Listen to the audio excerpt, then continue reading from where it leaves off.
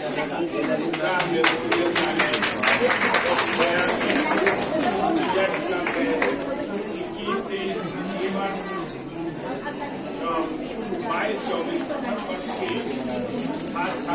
के प्रशिक्षण समापन समारोह में इस कॉलेज के विद्यालय के आदरणीय प्रभारी प्राचार्य महोदय, इस विद्यालय के सम्मानित शिक्षक बंधु शिक्षिकाएं, हमारे विभाग से आए हुए हमारे विद्वान साथी सहयोगीगण, हमारे विभाग के हमारे छात्राध्यापक एवं छात्राएं, दोनों वर्गों के, इस विद्यालय के छात्र एवं छात्राएं, बहुत ही सुखद माहौल है ये। और सबसे पहले मैं इस विद्यालय के आदरणीय प्राचार्य महोदय, प्रधानाचार्य महोदय या प्रधानाचार्य महोदय एवं शिक्षक और शिक्षिकाओं को धन्यवाद देता हूँ कि आपने हमारे बच्चों को ऐसा सुखद, ऐसा स्वस्थ माहौल उपलब्ध कराया कि वे अपना प्रशिक्षण सही ढंग से पूर्ण कर पाए और सही ढंग से पूर्ण कर पाए।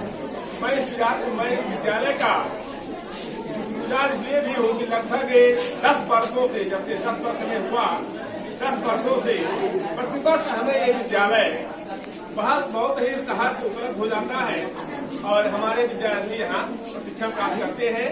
तो निश्चित तौर पर इस विद्यालय के जो शिक्षक हैं, जो क्षेत्र कर्मचारी हैं, जो प्राचार्य हैं, उन सबका मैं हार्दिक धन्यवाद देता हूँ और उन लोगों का विशेष सहयोग हमारे प्रशिक्षुओं को मिलता है। दूसरी चीज, जो हमारे प्रशिक्षु हैं, हमारे प्रशिक्षु जहाँ पढ़ाने के लिए आते हैं, सीखने के लिए आते हैं, मैं केवल एक बात कहना चाहता हूँ कि आजादी के 7 दशक के बाद भी अगर आप देखें वास्तव में, तो अगर कहीं कमजोरी आई है, कहीं वीकनेस आई है, तो वो शिक्षा का क्षेत्र है। मेरा अपना मानना है, हो सकता है गलत हो, ये शिक्षा का क्षेत्र है। और शिक्षा के क्षेत्र में भी सबसे अधिक वीकनेस अगर आई है, जो कमजोरी आई है, तो वो शिक्षक प्रशिक्षण में आई। ये चाहे हमारा समाज हो, चाहे हमारी सरकार हो, चाहे हम हो, जो मूल बिंदु है, जो समाज में आदर्शता, ज्ञान शून्यता, चरित्रहीनता, भ्रष्टाचार, क्षेत्रवाद, जातिवाद, भाषावाद, जो तमाम समस्याएं समाज में विद्यमान है, कहीं न कहीं उसके मूल बिंदु में या मूल कारण शिक्षक प्रशिक्षण का भी है। क्योंकि शिक्षक जो होता है वो समाज का अगुवा होता है, समाज का प्रबंधक होता है, समाज का नेतृत्व करता है और उसके ऊपर समाज की जिम्मेदारी होती है। आज भी हम ये देख रहे हैं कि हमारे देश में फ्री हायर एजुकेशन का प्रोसेस चल रहा है, साक्षरता अभियान आज भी चलाया जा रहा है। साक्षरता और शिक्षा में अंतर होता है।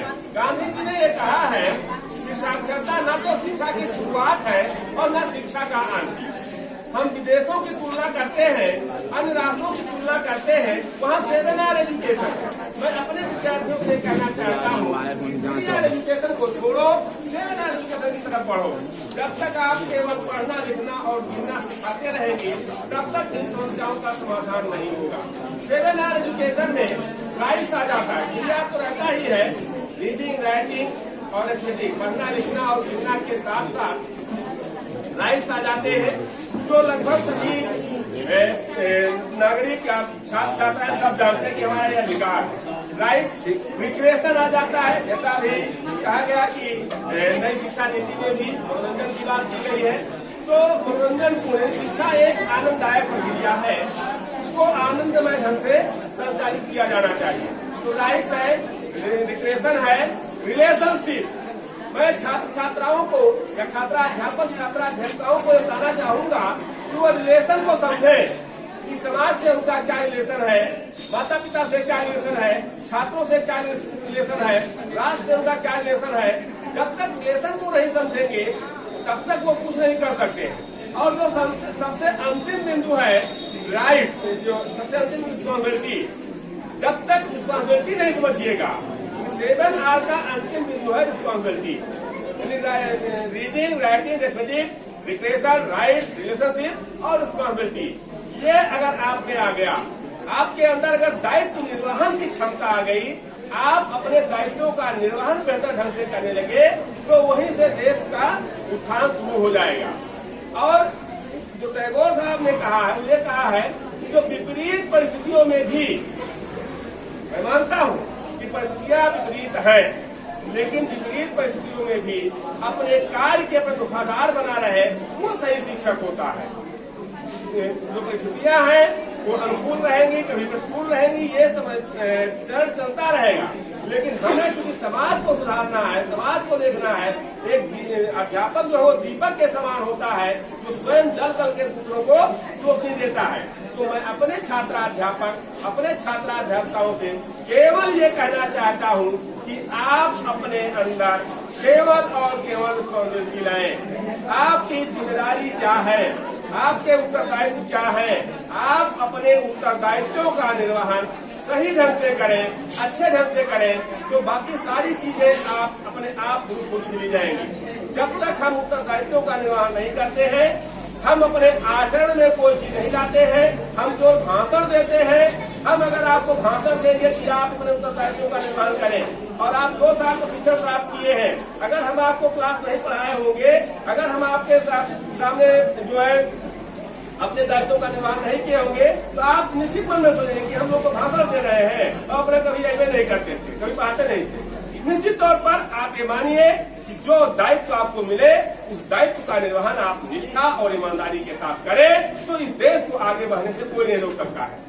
और आप इस देश के भविष्य हैं, आप इस देश के भविष्य का निर्माण करने वाले हैं। और जैसा कि फागल का कथन है कि विद्यालय एक उपवन है, बच्चे कोमल पौधे हैं और अध्यापक एक कुशल माली है। तो आप कुशल माली की तरह, जैसे माली पौधों को काट छाट के उपवन को अच्छा बनाता है, भाई जंगल में भी पौधे बढ़ते हैं, ऐसा नहीं है कि वहाँ माली नहीं है तो पौधे नहीं बढ़ते हैं, लेकिन वो जिधर जाना होता है उधर उनकी शाखाएं चली जाती हैं।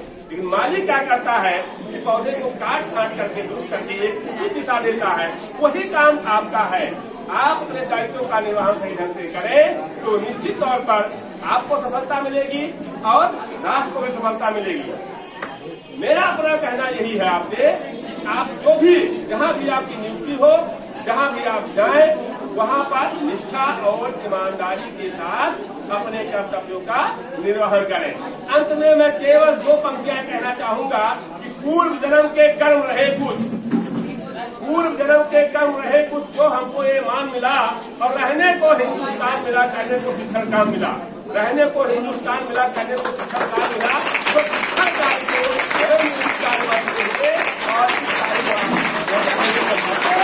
और कहाँ भी आप जाए